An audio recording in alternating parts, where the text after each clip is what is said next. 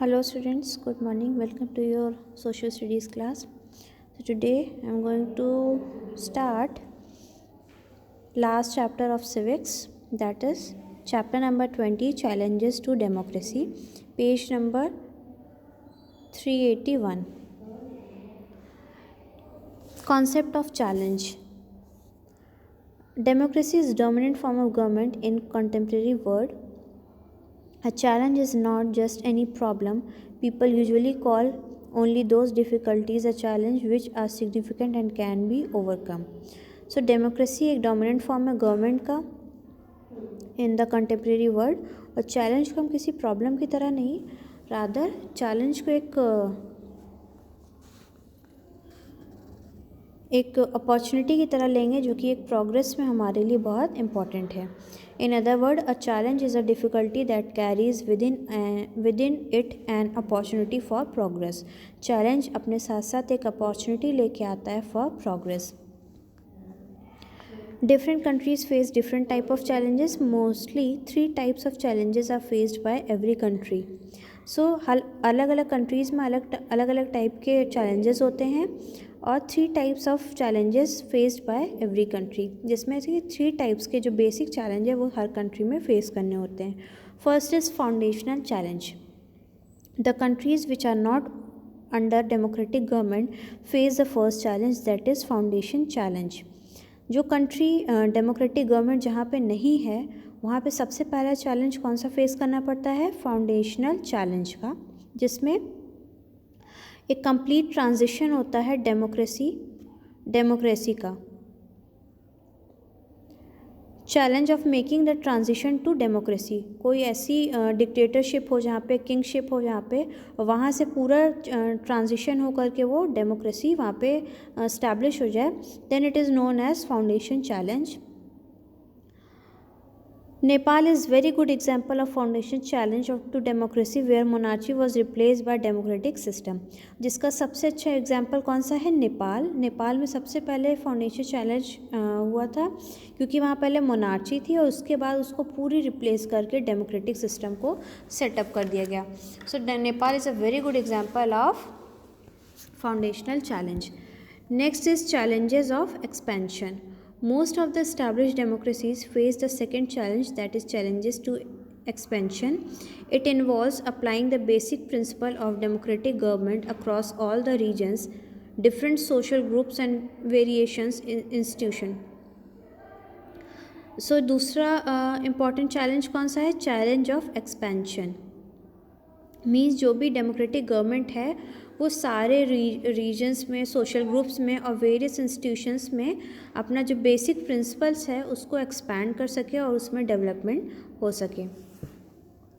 Next is the deepening of democracy. The third challenge of deepening of democracy is faced by every democracy in one form to another. This involves strengthening and institutions and parties of practices of democracy. जो third challenge कौन सा है? Deepening of democracy. Deepening means become deep, बहुत ज़्यादा strong, strength बहुत ज़्यादा होना, strong democracy होना. सो डेमोक्रेसी में ये फेस करना होता है कि इसमें सारी जो जितनी भी डेमोक्रेसी की प्रैक्टिसेस हो रही हैं, इंस्टीट्यूशंस हैं, वो बहुत ही ज़्यादा स्ट्रॉन्ग हो, बहुत ही स्ट्रेंथन वे में सबके सामने आए. Ordinary people have different expectations from democracy in different society. Thus, this challenge take different meaning and path in different countries of the world. The kind of challenge and democracy face depend on what stage of social development is present in the country. Next is the political reform. All suggestions or proposals about overcoming various challenges to democracy are called democratic reforms or political reforms. जितने भी challenges democracy में face करने पड़ते हैं और वो challenges को overcome करके जब हम बाहर आते हैं, that is known as democratic reforms और political reform. There is no universal list of desirable reform. Problems vary from country to country and hence solution should also be country specific. Next is the political reforms in India. So political reforms India में कौन कौन से हैं? Guidelines for development. सबसे पहले guidelines क्या है development की? कि डेमोक्रेटिक रिफॉर्म में जितने भी पॉलिटिकल पार्टिसिपेशन है बाय ऑर्डिनरी सिटीज़न, वो उसकी क्वालिटी और भी ज़्यादा इम्प्रूव होनी चाहिए और भी ज़्यादा इंक्रीज़ होनी चाहिए. Second is law has an important role to play in the political reform. Carefully developed changes in law can help to discourage wrong political parties and encourage good ones. Law सबसे important role play करता है किसी भी political reform में, और carefully अगर हम political parties को चूज़ करें और गलत पार्टीज़ को हटा करके गुड वंस को इनकरेज करें, सो इससे law and rules and regulations बहुत अच्छे से स्टैब्लिश होगा. Last is any legal challenge must careful look at what result it will be in on politics. Sometimes the result में प्रोड्यूस अपोजिट इफेक्ट्स. जो भी लीगल चेंजेस हो रहे हैं उसका क्या पॉलिटिक्स पे रिजल्ट आ रहा है, क्या असर आ रहा है, और ये पॉजिटिव इफेक्ट है या निगेटिव, इसको भी ध्यान में रखना चाहिए, etcetera. Next is the redefining democracy. Redefining means define something again in a new way. तो डेमोक्रेसी को हम न्यू वे में कैसे डिफाइन कर सकते हैं?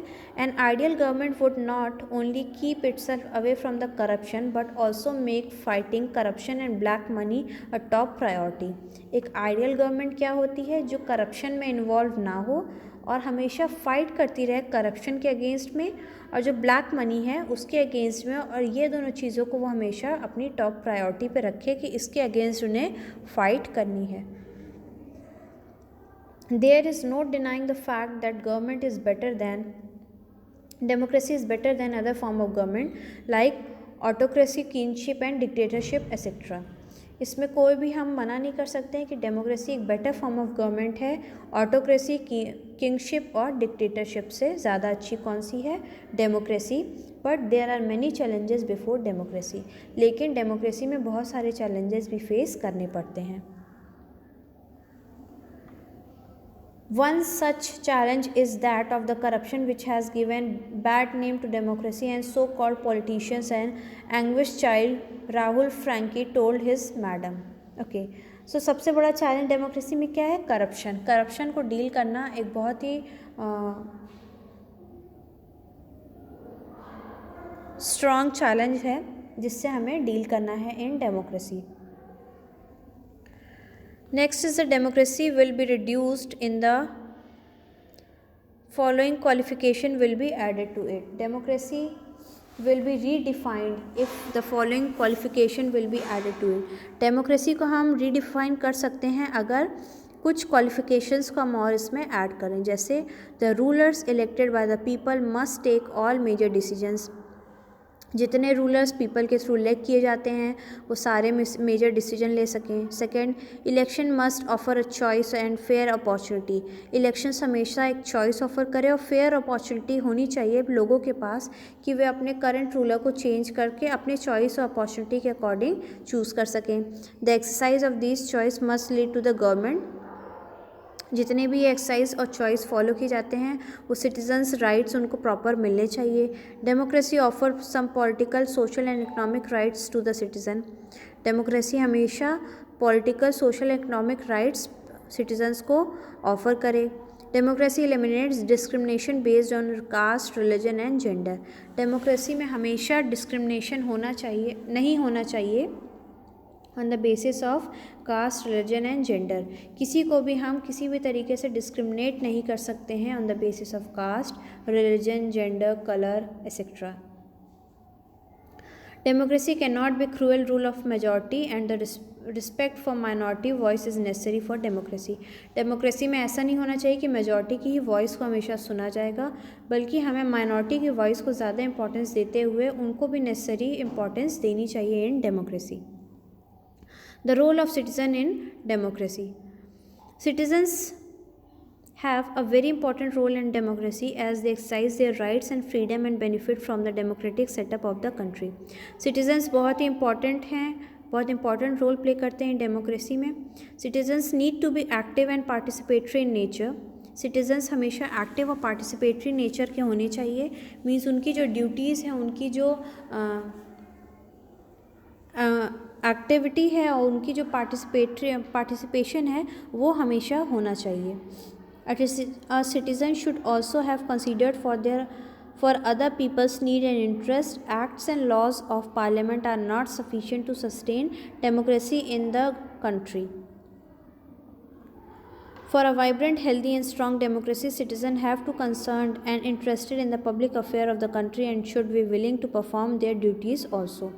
अगर हम चाहते हैं कि हमारी कंट्री में एक हेल्दी डेवलपमेंट हो, वाइब्रेंट हो, स्ट्रॉन्ग डेमोक्रेसी हो, तो हमें सिटीजन्स की नीड्स एंड इंटरेस्ट को माइंड में रखकर ही कोई डिसीजन या कोई रिजल्ट और किसी भी डिस्कशन में शामिल होना होगा, पार्टिसिपेट करना होगा, जिसमें पब्लिक का वेलफेयर हो, पब्लिक जिसके ज़्यादा बेनिफिट हो.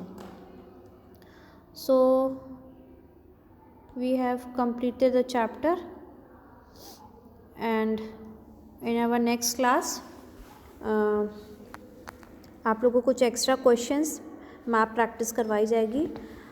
अभी आपका history, civics, geography and economics सारे कोर्सेज कंप्लीट हो गए हैं एंड नेक्स्ट वीडियो से अब आपको practice, revision work and map practice करवाई जाएगी.